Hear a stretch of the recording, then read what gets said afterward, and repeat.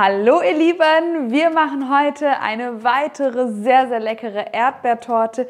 Wenn ihr mich kennt, wisst ihr, die Erdbeersaison muss komplett ausgenutzt werden und daher freue ich mich riesig, dass ich euch so leckere Rezepte zeigen kann. Heute gibt es eine sehr leckere, erfrischende Torte, die auch optisch richtig was hermacht und das Ganze geht sehr, sehr einfach. Haltet euch einfach Schritt für Schritt an die Anleitung, dann klappt das auch egal, ob ihr jetzt Anfänger seid oder schon geübte Bäckerinnen und Bäcker. Ich werde euch die ganz genauen Mengenangaben wie immer hier unten in der Videobeschreibung aufschreiben, dann könnt ihr es einfach screenshotten und einkaufen gehen.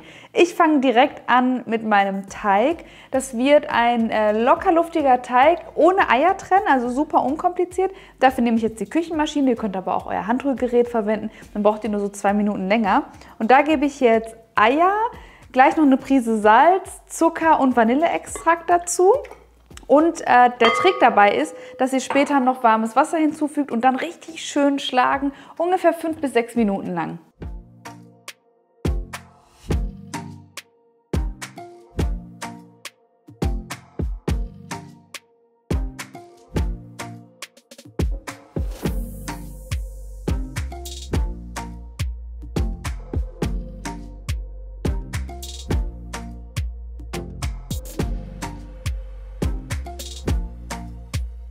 Die Masse ist jetzt richtig schön dickcremig geworden. Genauso brauchen wir sie auch. Und als nächstes kommen die trockenen Zutaten dazu. Da habe ich Mehl, Speisestärke und Backpulver.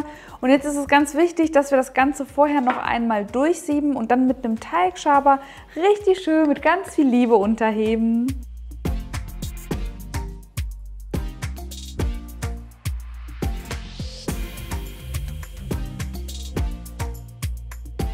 Sobald sich die Mehlnester dann vollständig aufgelöst haben, ist der Teig fertig. Das dauert also wirklich nicht lange. Und ich mache jetzt mit meinem Tortenring weiter. Ich habe den hier auf 24 cm Durchmesser eingestellt. Falls ihr euch fragt, kann ich auch eine Springform verwenden? Selbstverständlich, das ist gar kein Problem. Ich benutze zum Beispiel auch sehr gerne Springformen. Ich mache das immer je nach Gefühl, je nach Rezept, je nachdem, ob ich dann den Tortenring später noch weiterhin verwende. Das mache ich nämlich in diesem Rezept und daher wird es heute der Tortenring. Ich schlage den aber noch ein, weil der keinen Boden hat. Dafür einfach ein Backpapier unten drunter legen und das zeige ich euch jetzt einfach mal und dann immer schön am Rand entlang gehen und dann klemmt sich das quasi automatisch ein.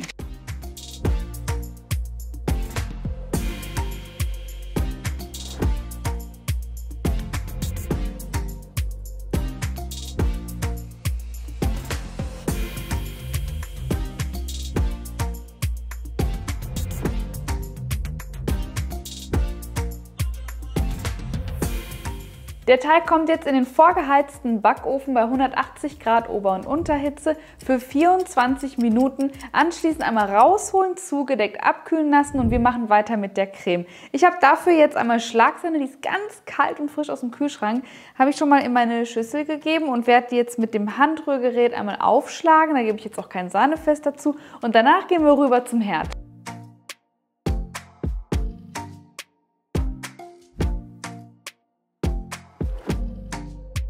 So, am Herd werde ich jetzt mit Agar-Agar arbeiten. Das ist pflanzliches Geliermittel, besteht aus Algen und ist eine gute Alternative zur Gelatine, falls ihr die nicht verwenden möchtet. Und dafür gebe ich einfach Wasser und Agar-Agar jetzt in meine Pfanne. Das ist eine Hochrandpfanne, nicht wundern, die ist ein bisschen höher. Und werde das jetzt 2 Minuten lang sprudelnd kochen lassen und dann entfalten sich die Geliereigenschaften. Diese 2 Minuten sind deshalb wirklich sehr, sehr, sehr wichtig.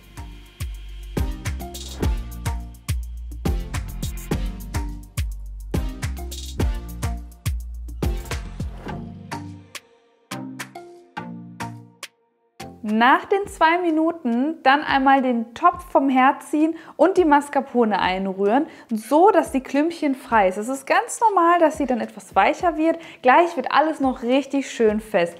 Ich gebe jetzt noch Magerquark und Zucker mit dazu. Ich finde, dass einfach die Kombination aus Magerquark, Mascarpone und Sahne ohnehin schon super lecker ist.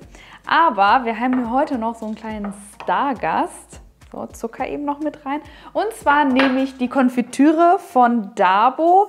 Da hat mich ehrlicherweise meine Mama ein bisschen angefixt. Die kauft schon seit Jahren die Dabo-Konfitüre. Hier in der Sorte Gartenerdbeeren. Und wenn ihr das Glas einmal öffnet, einmal dran riechen. Das riecht so gut. Und da gebe ich jetzt noch 2 richtig pralle Esslöffel von mit hier rein. Und das macht auch am Ende nochmal den ganzen Geschmack aus.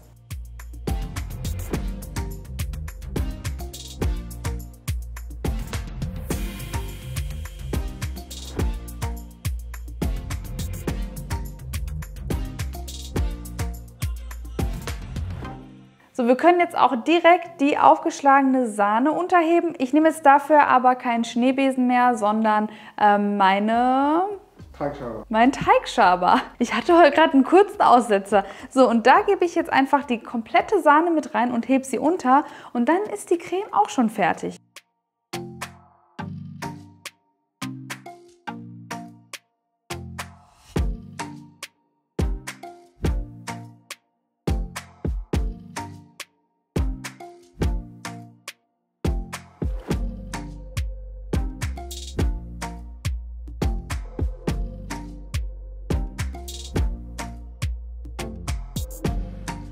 Ich habe jetzt noch die frischen Erdbeeren vorbereitet und meinen Boden aus der Form befreit und halbiert. Jetzt habe ich mir eine weiße Tortenplatte genommen und schon mal den ersten Boden darüber gelegt. Ich mache es so, dass ich den Deckel nehme, damit ich den eigentlichen Boden als Deckel nehmen kann, damit es einen geraden Abschluss hat, aber das könnt ihr auch machen, wie ihr möchtet. Ich werde jetzt nochmal von der Dabo-Konfitüre einmal in die Mitte geben. Übrigens, das ist die naturreine Sorte. Dabo hat verschiedene Sorten. Probiert euch gerne mal durch. Ich werde davon jetzt auch wieder 2 Esslöffel in die Mitte geben und schön verstreichen. Das gibt nochmal so einen schönen fruchtigen Kick.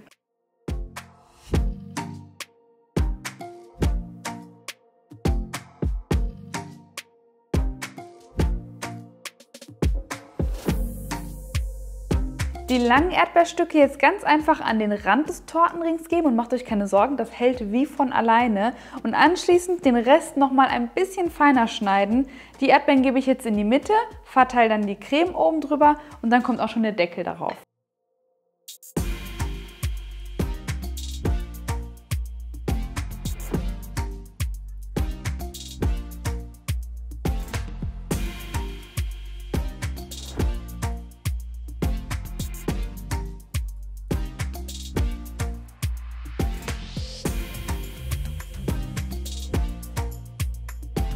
So, und jetzt das Ganze einmal schön ordentlich durchkühlen. Ihr habt ja gerade gesehen, die Creme ist schon sehr, sehr flüssig noch. Also es muss schon richtig schön schnittfest werden. Dafür braucht es 4 Stunden Kühlzeit, super gerne auch über Nacht.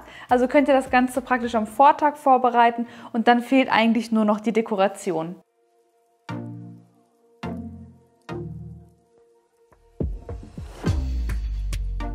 Und nach der Kühlzeit könnt ihr dann einfach nach Herzenslust dekorieren. Ich zum Beispiel mag es mit Puderzucker, natürlich nochmal frischen Erdbeeren on top, frische Minze passt immer sehr gut, aber auch zum Beispiel Baiser, Schleierkraut. Ach, macht darauf so viel ihr möchtet, Hauptsache es gefällt euch. Ich finde grundsätzlich die Torte wunderschön wegen dem äußeren Erdbeerrand und geschmacklich einfach top. Ich wünsche euch ganz viel Freude beim Nachmachen, freue mich über eure Fotos auf Instagram und wünsche euch ansonsten noch einen wunderschönen Tag. Bis zum nächsten Mal. Tschüss, eure Kiki.